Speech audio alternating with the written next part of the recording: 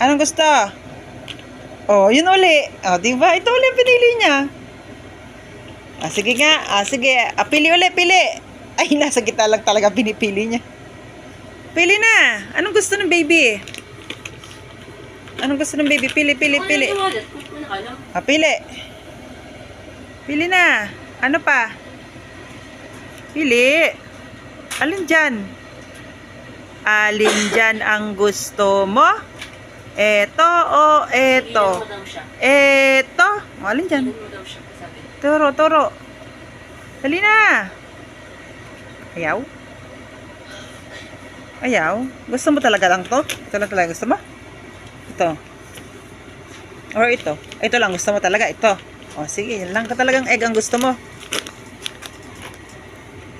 Ito lang daw gusto niya egg. Yan lang daw gusto niya. Open mo na.